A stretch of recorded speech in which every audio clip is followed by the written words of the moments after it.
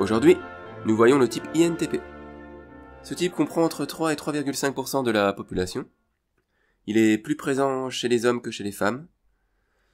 Dans l'imaginaire collectif, l'INTP représente le chercheur ou le geek hacker un peu autiste qui a une grande intelligence mais des compétences sociales limitées. On trouve rarement ce type de personnalité dans les rôles importants dans les fictions occidentales. Il est un peu plus présent dans l'univers des mangas, mais reste malgré tout marginaux dans les rôles principaux. Cependant, dans la réalité, un grand nombre de scientifiques et de philosophes célèbres qui ont impacté le patrimoine culturel de l'humanité appartenaient au type INTP.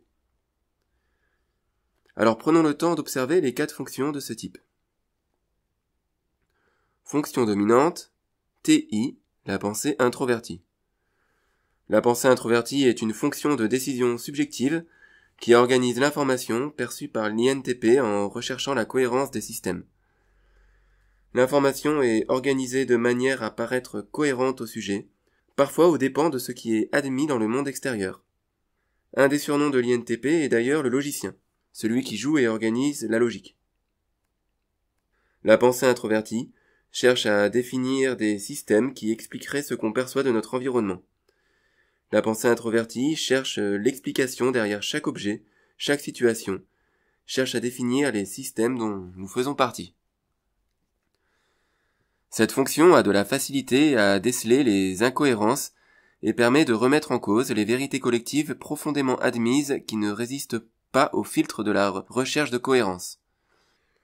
De ce fait, les INTP n'ont pas peur d'être en porte-à-faux avec les conventions scientifiques collectives.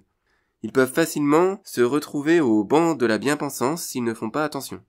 Ainsi, des gens comme Galilée, Marie Curie, Einstein ou un médecin du nom du Dr Guernesd sont des exemples de personnalités fortes du monde de la science qui ne se préoccupent que très peu des conventions collectives et de leur image. Ils n'ont pas peur de bousculer le sens commun et ce qui est communément admis. C'est tout l'inverse de la fonction sentiment extraverti qui cherche à se raccorder avec les valeurs du groupe. Parfois, la pensée introvertie construit trop en interne son propre système de pensée, cela de manière déductive sans se référer au monde extérieur. Le sujet peut alors partir dans une interprétation fantasque de la réalité, qu'il trouve lui-même cohérente, mais qu'il ne prend pas la peine de vérifier dans le monde extérieur, dans le monde réel. Beaucoup de jeunes INTP font cette expérience de prendre leur construction mentale pour la réalité sans aller vérifier ce qu'il en est véritablement dans le monde réel. Et cela, surtout, à la fin de l'adolescence, au moment où ils prennent conscience que leurs facultés de compréhension du monde sont supérieures à celles de leur entourage. Ils peuvent alors prendre la grosse tête et accorder trop de crédit à leurs pensées et théories passagères. Heureusement, souvent, cela ne dure pas. Le bon côté des choses, c'est que l'INTP peut parfois avoir une compréhension du monde avant que les données et mesures d'observation pour vérifier ce qu'il construit soient observables. Par exemple, Einstein a pu construire sa théorie de la relativité générale 20 ans avant que les télescopes les plus puissants puissent confirmer sa théorie par des observations et une collecte de données objectives. Bon, alors ne vous enflammez pas, avant de pouvoir construire des systèmes viables avec très peu de données observables, l'INTP doit se tromper et beaucoup apprendre de ses erreurs. Tout comme le NTP, son système d'apprentissage est empirique. L'INTP a besoin de faire des erreurs. Ce sont les INFJ et les INTJ qui, avec leur intuition introvertie, ont la capacité de faire des premiers jets à peu près réussis. Cependant, lorsqu'il devient plus mature, l'INTP est peut-être le plus visionnaire de tous les types du MBTI par rapport aux données qui lui sont accessibles pour construire des systèmes novateurs. Fonction auxiliaire, NE, l'intuition extravertie. Et c'est là que se situe la différence entre l'INTP et l'ISTP. Si l'ISTP est plus circonspect et prend en considération les aspects observables de son environnement, l'INTP, lui, avec la fonction intuition extravertie, rebondit sur les possibilités et les alternatives que présente la situation du présent, quitte parfois à se perdre dans des conjonctures hasardeuses. L'intuition extravertie est la fonction qui pousse l'INTP à s'ouvrir aux possibilités du monde extérieur, notamment au monde des idées. C'est la fonction qui le pousse à sortir de son monde intérieur et à explorer d'autres possibilités, d'observer d'autres perspectives. De ce fait, en combinaison avec la fonction pensée introvertie, l'INTP perçoit et conçoit les systèmes sous-jacents qui régissent le monde observable. L'INTP en base 5 énéagramme est peut-être le type le plus cérébral qu'on puisse trouver parmi le genre humain. Un certain nombre de scientifiques et de philosophes ayant fait progresser l'histoire humaine furent du type INTP. Et bien qu'excentriques et marginaux, ils ont une perspicacité particulière pour comprendre le monde qui nous entoure, même s'ils se perdent parfois dans des hypothèses non vérifiées. Comme c'est un type NP, il a souvent une personnalité un peu excentrique et marginale. L'intuition extravertie apporte une certaine dose de curiosité à ses utilisateurs.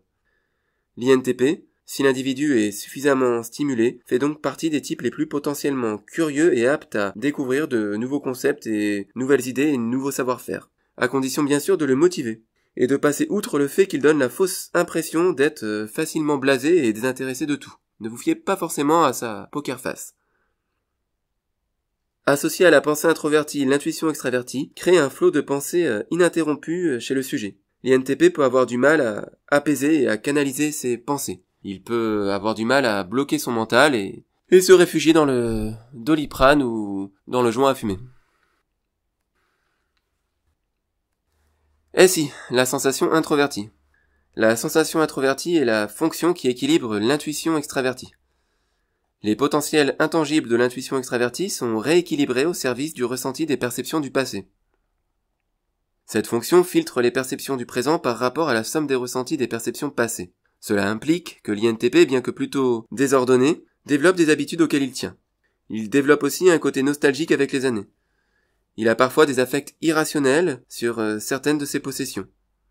Un INTP peut par exemple accorder beaucoup d'importance à une veste qu'il va rafistoler jusqu'à ce qu'il n'y ait plus de tissu de l'originel, ou bien il va garder le même ordinateur le plus longtemps possible, changeant les pièces une par une et n'étant pas dérangé s'il manque une lettre au clavier. À côté de ces quelques possessions importantes, l'INTP est rarement très matériel. Dans les jeux vidéo, on peut trouver pas mal d'INTP assez présents dans l'univers du rétro gaming et des speedruns de rétro gaming. Certains INTP développent la sensation introvertie suffisamment tôt et acquièrent une perception de leur ressenti qui leur permet d'avoir une bonne maîtrise de leur corps. Ils peuvent par exemple être de bons athlètes ou de bons jongleurs. Dans l'univers de la jonglerie, certains INTP développent une habileté étonnante, couplée à leur créativité dans l'invention de nouveaux tricks, tout en gardant un flegme désabusé à la droupie et un poker face qui donne l'impression qu'ils sont très désintéressés. Lorsqu'un INTP se referme sur lui-même et s'isole trop, il ne fonctionne alors qu'avec ses deux fonctions introverties et subjectives. Il se coupe de sa fonction auxiliaire de perception qui lui permettait de s'ouvrir au monde extérieur et s'enferme dans sa logique et dans les ressentis de son passé. Il devient alors enfermé dans ses raisonnements, dans son mental, il est alors blasé, cynique, il est faussement sûr de lui, il ne vérifie pas ses théories dans le monde extérieur et s'enferme dans une routine qui tend vers la dépression. En maintenant connecter son attention sur les idées et les stimulations du monde extérieur, l'INTP peut sortir de cette mauvaise passe et retrouver des centres d'intérêt et des stimulations liées aux nouvelles possibilités. Fonction inférieure, FE, le sentiment extraverti. Le sentiment extraverti est la fonction qui se préoccupe du lien social et des valeurs reliant les individus entre eux. Elle prend en compte les normes et les conventions sociales de l'environnement afin d'être reliée et d'apporter à la communauté une valeur ajoutée. Or, chez l'INTP, cette fonction est très faible voire dysfonctionnelle. Aussi, celui-ci est souvent assez marginal et il se fiche pas mal du qu'en dira-t-on. L'INTP est souvent retiré du monde et il est prudent et détaché vis-à-vis de son ressenti émotionnel. Il est souvent dans sa sphère mentale, dans la première partie de sa vie et ses centres d'intérêt n'ont pas de raison d'être reliés à la sphère publique, ni d'apporter au groupe ou de permettre un bon retour en termes d'image sociale. L'INTP ne dépend que très peu des autres dans le choix et l'utilité de ses centres d'intérêt. Néanmoins, cela peut évoluer avec les années. Un INTP qui ne rejette pas sa partie émotionnelle pourra de plus en plus rechercher la connexion aux autres ainsi qu'une utilité collective à son existence. Il pourra mettre ses capacités d'analyse et ses savoir-faire de débrouillardise solitaire au service des autres. En ce qui concerne l'expression des émotions, l'INTP n'est pas doué. C'est un terrain sur lequel il préfère ne pas se risquer, ou alors très prudemment. Trop de stimulation émotionnelle peut le submerger, et c'est très perturbant pour lui de perdre le contrôle. De ce fait, les INTP observent souvent un certain détachement émotionnel vis-à-vis d'eux-mêmes. De nombreux INTP sont, dans le langage de la PNL, en position dissociée vis-à-vis d'eux-mêmes. C'est un peu comme s'ils vivaient leur vie à la troisième personne, ou qu'ils se voyaient comme un personnage des Sims. Les INTP qui ne développent pas leur sentiment extraverti se coupent de la vie sociale.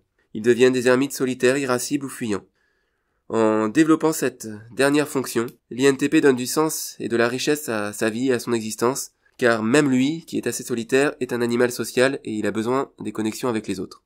Il faut simplement respecter son temps d'isolement, surtout s'il est en base 5, qui sera un peu plus long que chez les autres types de personnalités. Pour finir, voyons quelles sont les principales bases énéagrammes que l'on retrouve chez le type INTP. Les bases énéagrammes les plus courantes chez l'INTP sont les bases 5, 6 et 9. Mais on trouve aussi quelques spécimens plus rares en base 7, 8 ou base 1. Un INTP en base 1 est à la fois très original et très droit. Il est très dur avec lui-même et très perfectionniste. Il est un peu sec avec les autres. Il a une certaine forme d'idéaliste. Il est intéressé par le monde extérieur, même si ça se manifeste souvent par de la critique. Il est présent dans son corps, ce qui permet de le différencier de l'INTP 5. Je m'interroge si Robespierre ne serait pas un spécimen d'INTP en base 1. L'INTP en base 5 est l'espèce la plus répandue dans nos contrées. C'est l'INTP qui correspond à la description archétypale du type. C'est parmi les INTP 5 que l'humanité a pu profiter des chercheurs et des philosophes érudits tels Descartes, Einstein, ou Marie Curie ou Leibniz.